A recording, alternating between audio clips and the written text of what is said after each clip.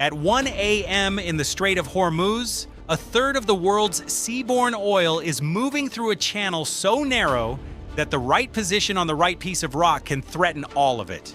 No announcement, no ultimatum, no signal across any diplomatic channel that anything is coming, just darkness over water and something enormous already in motion inside it. Before we dive in, comment where you are watching from and click subscribe.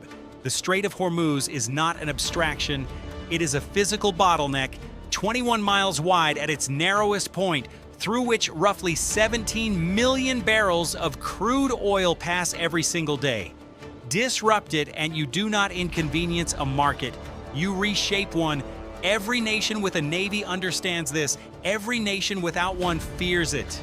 Sitting at the most constricted section of that passage is a small island.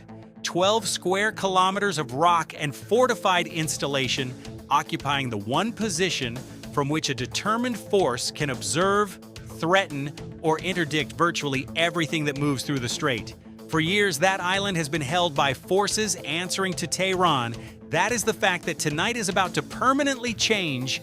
The first CH-47 Chinook crosses the coastline at 40 feet above the water. Think of that as roughly the height of a 4-story building, except the building is moving at combat approach speed and the floor is open ocean.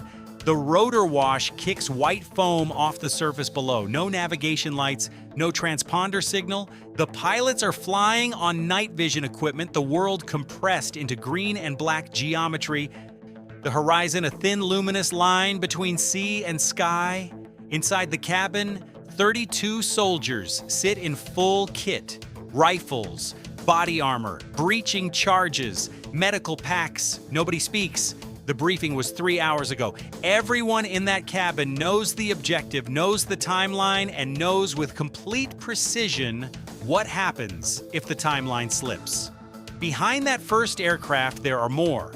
Many more, but they are not flying in formation. Formation flying creates a radar signature, a thermal bloom, a recognizable pattern that an experienced operator can identify in a single sweep and report in the time it takes to transmit a sentence. So instead, the aircraft are staggered. Different altitudes, different intervals, different approach vectors. Any single radar sweep catches nothing but noise. Where the full picture is invisible to any single observer, the full picture is the weapon. At 1:17, the intelligence that made this night possible has been 18 months in the making. Not satellite imagery alone, though there was plenty of that. Human assets embedded in the region, signal intercepts parsed by analysts who spent 600 days mapping a single island's defensive architecture down to the placement of individual sandbag positions. The operation was rehearsed 11 times across different scenarios, different contingencies, different failure points, stress tested until the planners were confident they had accounted for every variable they could imagine. The ones they could not imagine are the ones that keep commanders awake at night, but there is no more time for imagining. The aircraft are already in the air.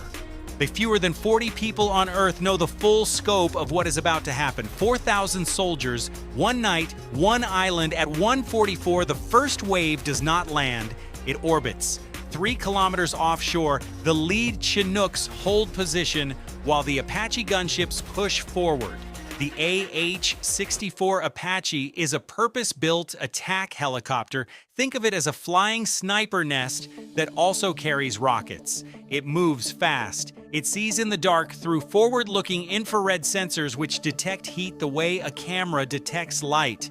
The pilots can see everything on that island that has a temperature above its surroundings. 2 guards at the northern radar installation moving in a slow patrol loop, a vehicle near the communications tower, engine running, exhaust signature burning white in the display, a cluster of bodies in the primary barracks, most of them still, most of them asleep. The Apaches do not fire yet. Rules of engagement, the specific conditions that must be met before weapons can be released, require positive identification before the first trigger is pulled. The pilots work through their confirmation checklist with the quiet precision of people who have done this before and understand exactly what it costs when it goes wrong. At 1:51, the confirmation arrives over the radio. One word, a code. The Apaches stop watching. The first Hellfire missile covers the distance to the radar installation in less than 4 seconds. The explosion is visible from the orbiting Chinooks, a bright white flash, then orange, then a column of smoke rising against the stars. Before that smoke has time to spread, a second missile is already in flight. We're targeting the backup generator that powers the communications array. The third targets the vehicle near the tower. That vehicle is not just a vehicle, it is a mobile radar unit, the crucial final component of an early warning network that under any normal set of conditions should have detected the approaching helicopters more than 20 minutes ago. It did not because someone spent 18 months identifying the exact approach angle and altitude that fell inside the gap between its detection arcs. That gap was 340 meters wide. The pilots flew straight down the middle of it. At 2:03, the A-10 Thunderbolts arrive from the northwest, flying in pairs. The A-10 is not a subtle aircraft. It was not designed for subtlety. It was built around a single weapon, the GAU-8 rotary cannon. Not a gun so large and so powerful that the rest of the airframe exists primarily to carry it to a target and absorb the recoil when it fires. The gun fires at 3,900 rounds per minute. The sound it produces is not a sound in the conventional sense. It is a physical event, a tearing in the air. There are 3 hardened defensive positions on the island's southern ridge that the Apaches could not safely engage without risk of hitting the planned landing zones. That is the A-10's problem to solve. It solves it in 6 minutes. The southern ridge positions return fire for approximately 40 seconds. Then they stop by 2:09. The landing zones are clear. At 2:11, the Chinooks do not land all at once. A mass landing creates a mass target. It gives a defender one concentrated moment to respond with everything available: mortars, wood anti-armor, massed small arms, potentially inflicting catastrophic losses before the assault force can disperse. So the landing is sequenced. First chalk lands, secures the perimeter, signals clear. Second chalk touches down 30 seconds later, while the first is already moving toward its objective. Third chalk lands as the second reaches contact distance with the communication center. By the time the last helicopter is down, the early objectives are already being cleared, room by room. The soldiers move in fire teams, 3 to 4 per group. They do not move in straight lines. They move in arcs, using terrain, using the burning wreckage of the radar installation as cover, using the darkness and confusion that the Apache strike deliberately created. The defenders who survived the initial strike are not amateurs, they are trained. Some of them are veteran operators who have held this island for years, but they are operating blind.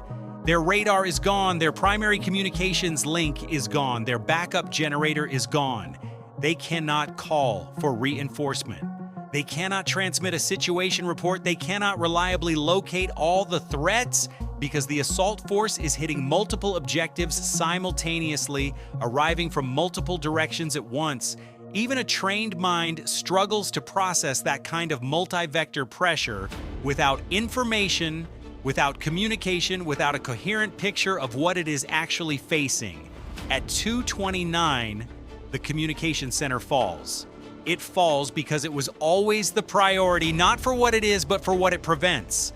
A functioning communications link means Tehran knows. Tehran knowing means Tehran can respond.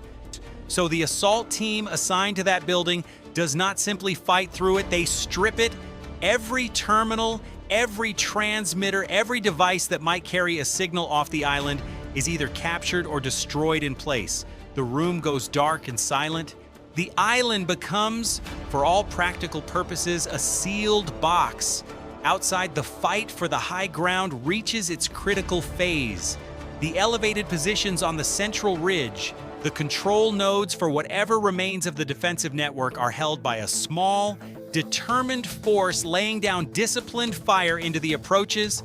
3 American soldiers take hits over the next 7 minutes. 2 are walking wounded, 1 is not. A team medic works under fire in a drainage ditch while his teammates suppress the ridge.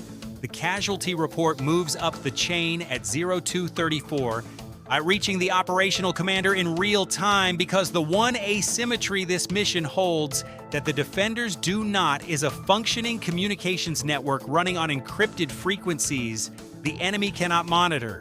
The ridge falls at 241.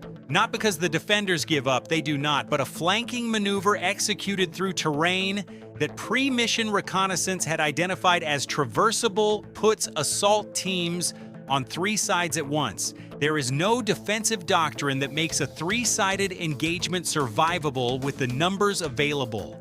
Across the strait in Iranian naval facilities, the first fragmented reports are beginning to arrive. A patrol boat that passed within 12 kilometers of the island at 1:30 reported nothing unusual, because at 1:30 there was nothing on the surface to see. A coastal observation post that should have received a check-in from the island garrison at 2 o'clock received silence instead, which could indicate a communications malfunction, which is not automatically a crisis. A signals intelligence unit picked up what might have been encrypted transmissions near the strait around 2:15, but the source was moving, the signal was brief, and the analyst could not confirm a pattern. Each piece of information considered alone is ambiguous. The missing check-in could be equipment failure.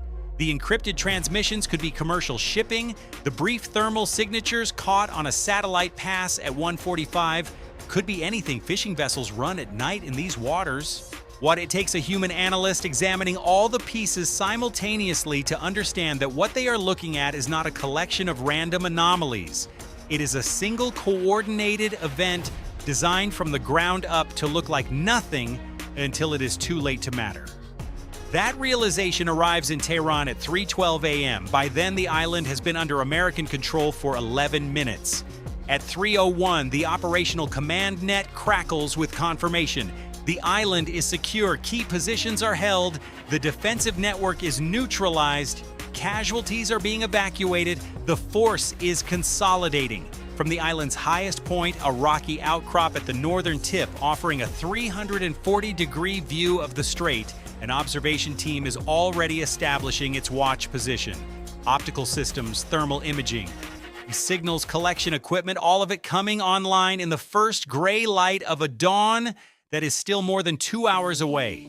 From this position, every vessel transiting the strait can be tracked, every naval movement in the surrounding waters can be monitored, every aircraft within range can be identified. The island is not a piece of terrain, it is a sensor platform, a communications relay, a fire control position, and a statement, all of it wrapped in 12 square kilometers of rock.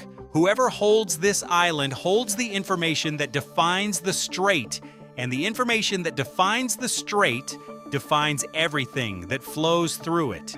At 4:47, the sun is not yet up. A container ship registered in Singapore is 19 kilometers to the east, its crew asleep in shifts, its automated navigation system steering it through the dark with no knowledge of what has just changed in the waters around it. Its cargo will arrive on schedule. Its owners will read the news in the morning. They will understand before the official statements are issued what this means for the cost of every future transit through the strait, for every insurer calculating premiums on vessels that pass through it, for every refinery waiting on delivery on the other side. 4,000 soldiers, one night! The operation was not announced because operations of this kind are never announced until the moment for announcement has passed, until the facts on the ground are established, until the question of whether it could be done has been replaced by the reality that it was. In the coming hours, there will be statements. There will be crisis calls, emergency sessions, diplomatic activity in capitals across the region and beyond. All of that will happen, but it will happen in the context of a new geography. One in which the narrowest point of the world's most critical maritime choke point is no longer held by the same hands that held it yesterday.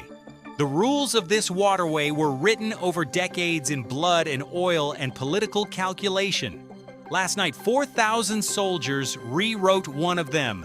The island is held, the strait watches, and the silence before the world responds has already begun to cost someone somewhere a very great deal of money.